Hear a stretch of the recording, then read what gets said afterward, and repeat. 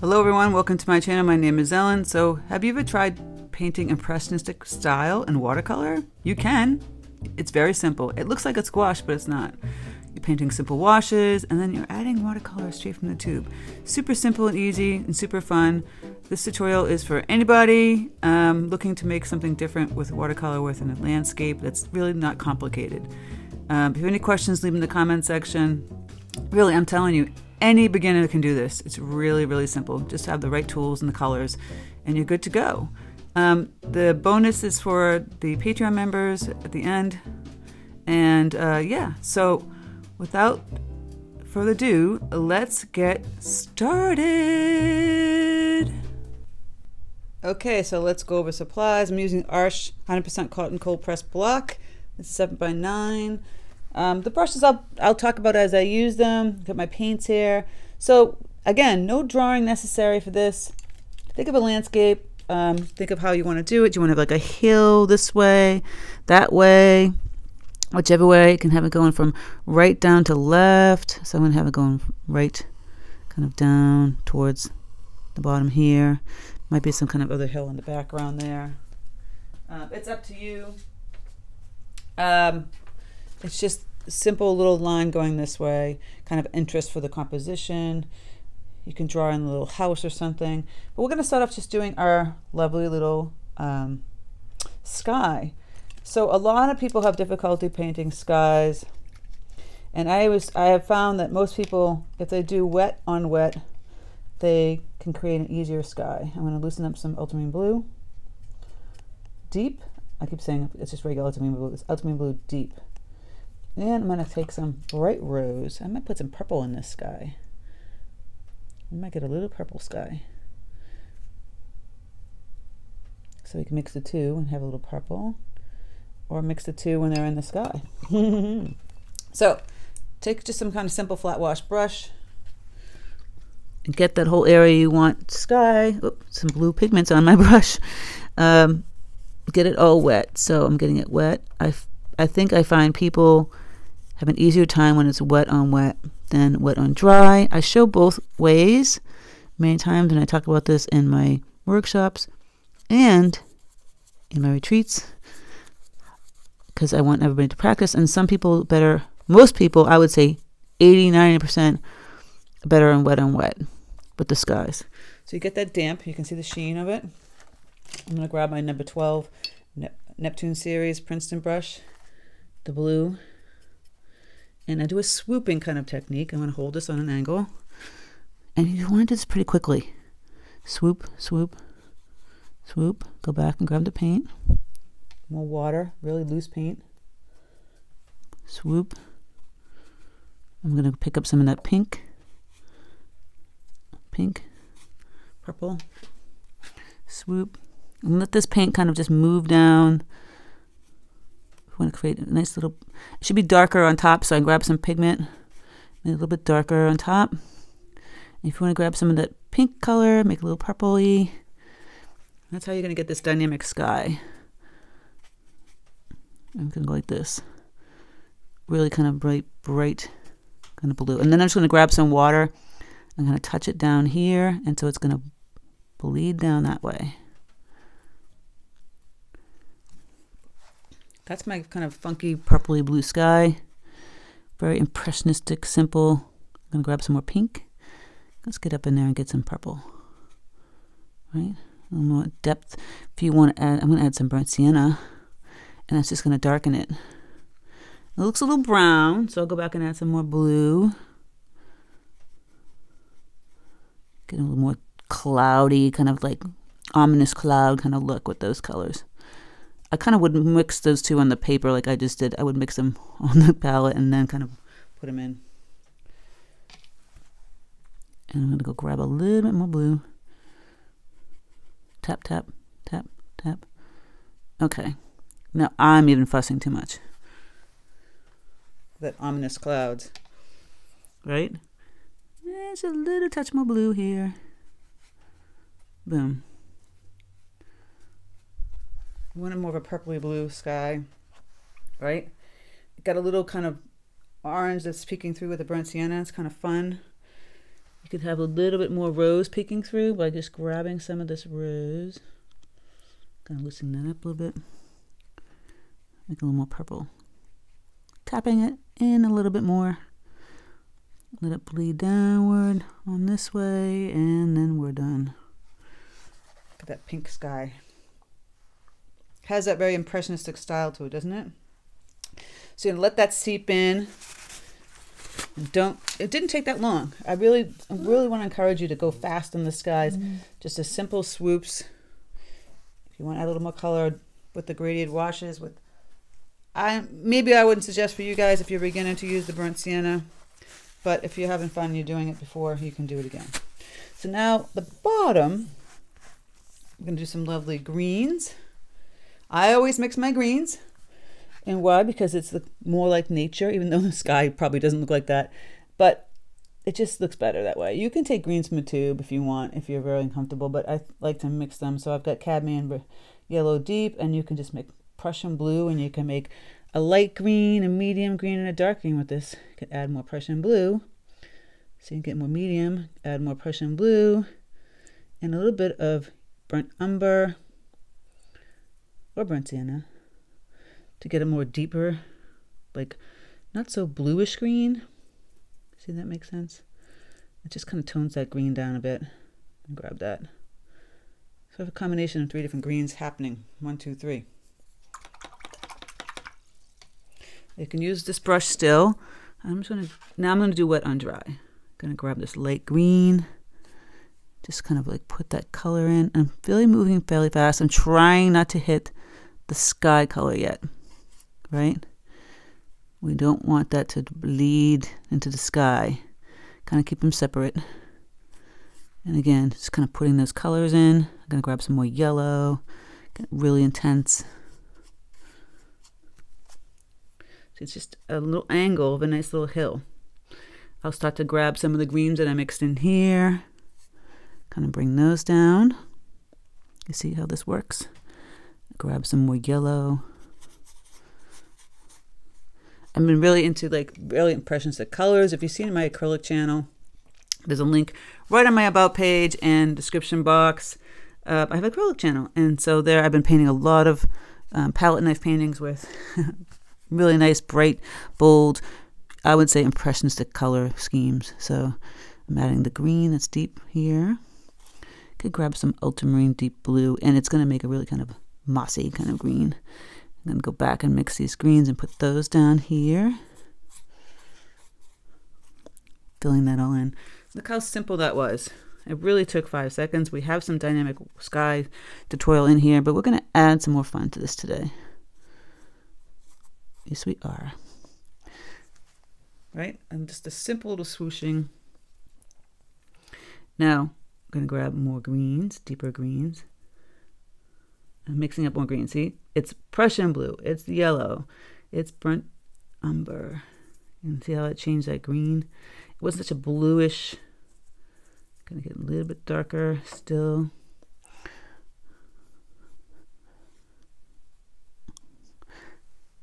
A little shadow happening, and I want to get more of a medium green. Kind of play with that. Kind of put that in there. I want to put some trees in. Up and around here. So I'm going to start to go put in some color here, and I think that's still wet. So I'm still not going to go really next to that line yet. Adding in some more depth, and I can get some dough starting to bleed. Thicker yellow paint. So maybe we'll stop the bleed as much.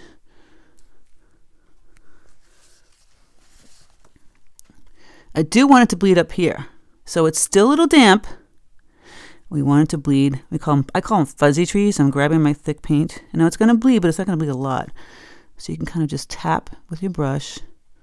I'm twisting and tapping. And we can just tap here. And it will bleed into the paint above and create a nice little fuzzy tree. I call them fuzzy trees. If it's more wet, it will bleed more. So I'm going to get more water on my green. See, I'm tapping this, and it starts to bleed. Right? I'm going to get some more yellow, bright yellow here on the right side. little fuzzy trees. I'm gonna go back and grab some more paint. It's starting to fuzz here, so we're gonna have to go with it, right? I'm gonna add the fuzzy trees just by tapping. You see those trees being created just like magic. Little bushes, little trees, right? Just like you see in impressionistic painting. And then it's dry, we could add some nice shadows from those. I'm going to add even deeper color, getting that Prussian blue, yellow, and the brown. Really deep color back here. We could add a cute little fence, flowers, and this ominous little painting. And I'm going to grab some more deeper color here. But really, it's pretty quick, right? These little fuzzy marks. I'm going to go back and clean my brush. I'm going to fill in a little bit more of this color now that it's dry down here.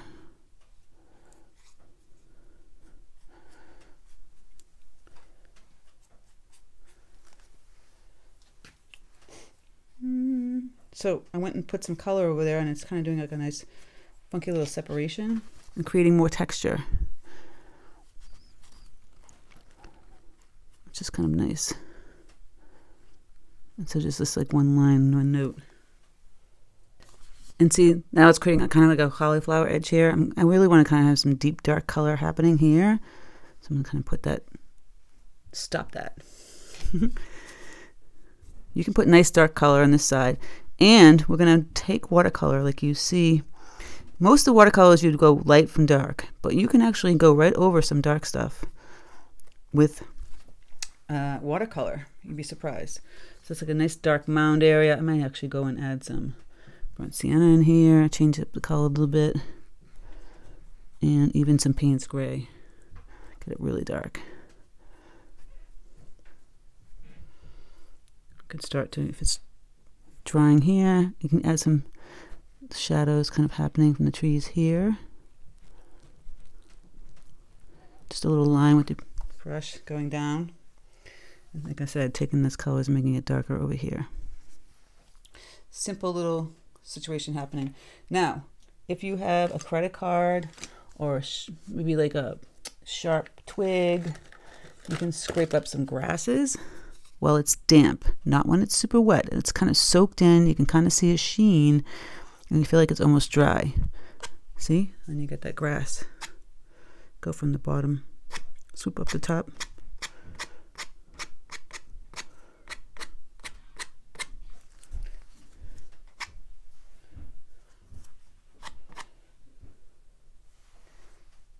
And if it's too wet, what happens is it folds into the paper, like you see here.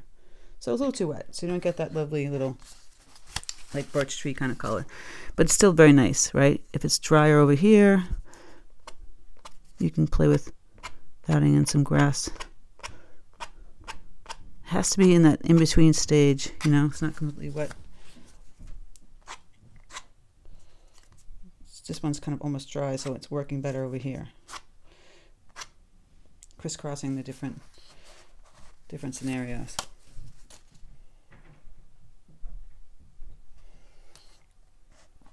And now we're going to let this dry.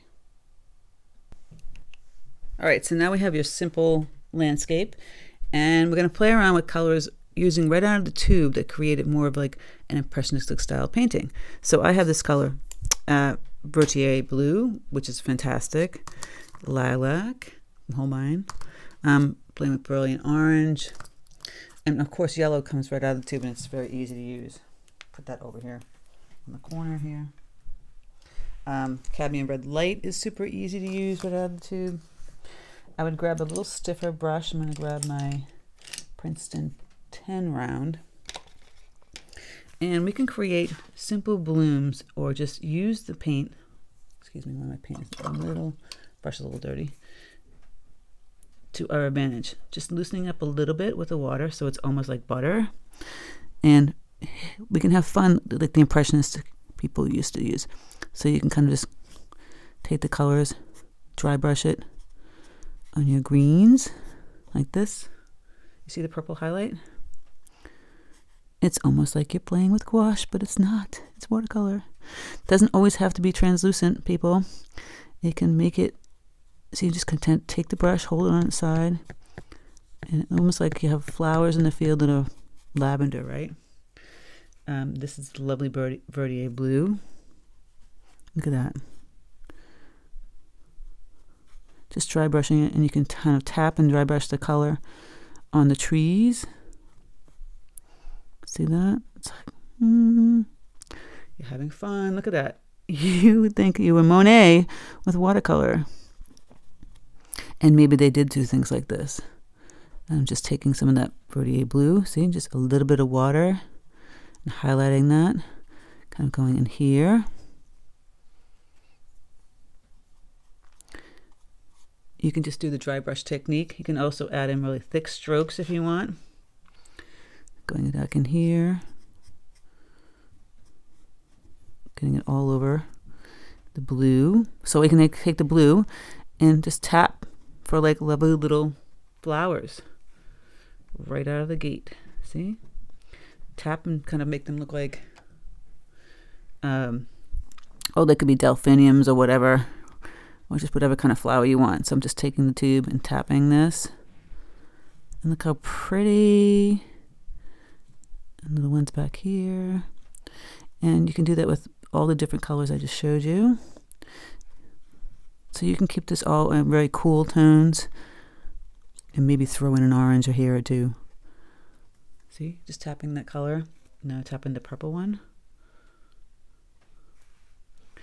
It's watercolor, it's not acrylic, it's not gouache.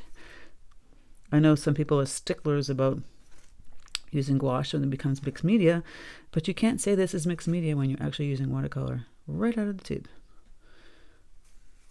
It's meant to be used many different ways. So now here I'm going to dry brushing some of the color. So it has that sheen to it. Mix the two and you get a lovely little other purple. Kind of dry brushing it here and out here. It's turned into a you know, impressionistic field. So you can say it's true for if you did want to grab some green out of the tube. There's some funky greens. I haven't used this one, cadmium green deep. There's got to be like a greens from the tube that you could try.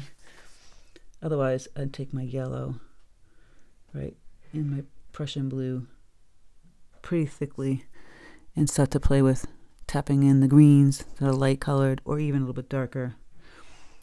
Again, you're just taking a brush that's a little bit stiffer, kind of playing with the tippy taps. Tippy taps are your friend when it comes to impressionistic style paintings. I'm going to grab a little bit darker, create some depth from shadows. Oh, that was Paynes gray. So now I can add some deep dark green. You see how this works? And you can put it around your colors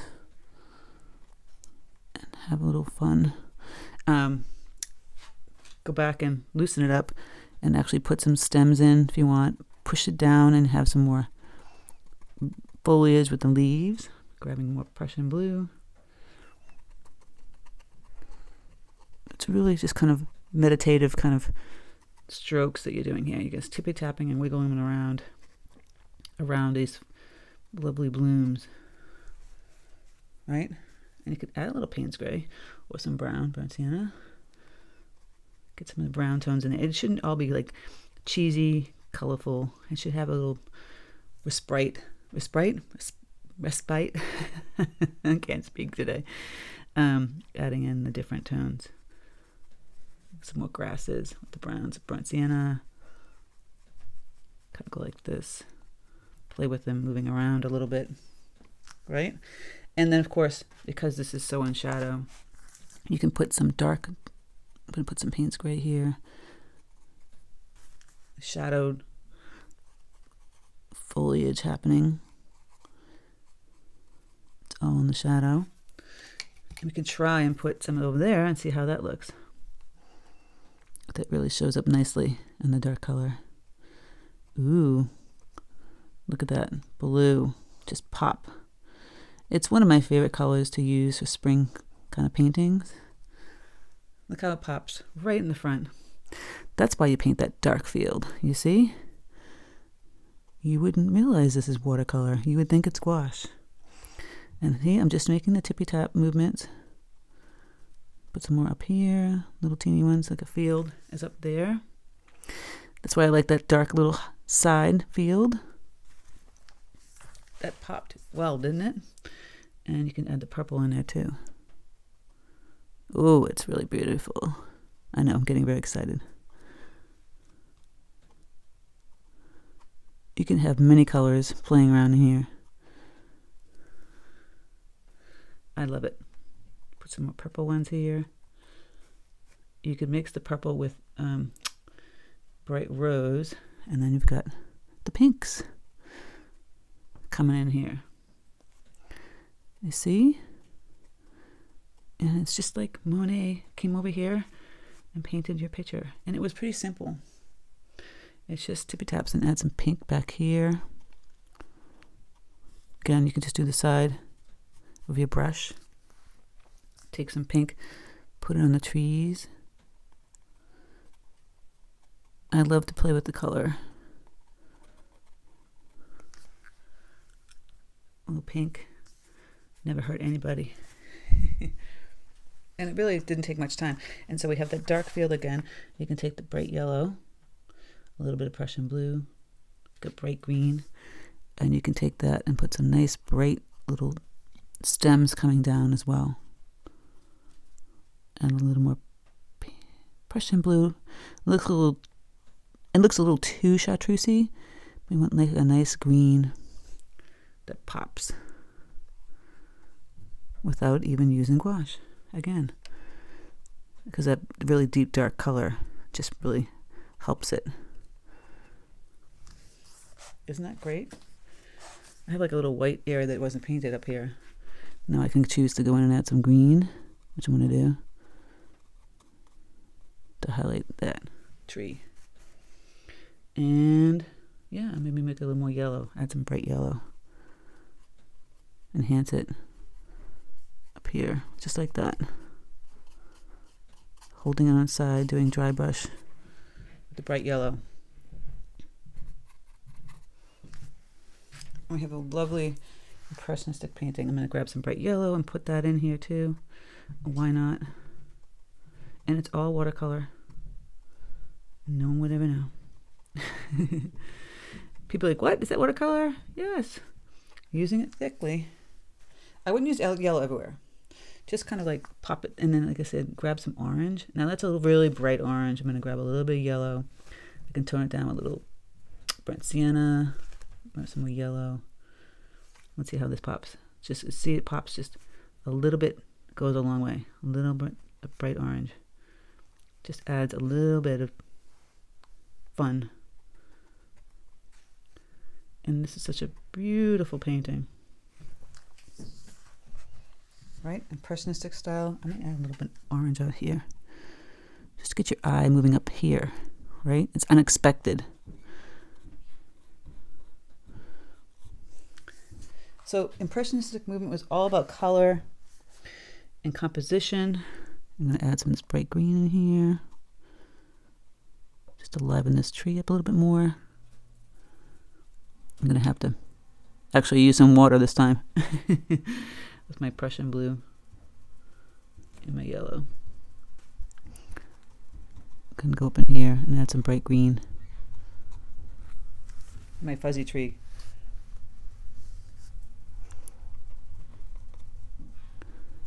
And just changing that in this one too. And that's that. You can make a really beautiful field. So you get this whole look with the darks and the lights, and have fun with it. If it's too much to do a big scale, do a small scale, but it's just super simple, super fun and easy. You know, get creative with adding some darks, and add some dark, kind of like grasses here, all that good stuff. Yep. And all that good stuff. So I hope you enjoyed this Impressionistic painting for watercolor, the ways and techniques you can do this. If you have any questions in the comment section, and like I said, if you're a Patreon member, you get the extra extended part of this, and Patreons have ad-free videos, some extra, they have exclusive, they have content where we have a Facebook group and we do monthly giveaways and weekly challenges, and it's a place where people support my channel, which I really appreciate. If you've been liking my tutorials here on YouTube and consider supporting me on Patreon, the link is in the description box below, and I really appreciate it. So thank you so much. I hope you have a fantastic day, and take care, and I'll speak to you soon.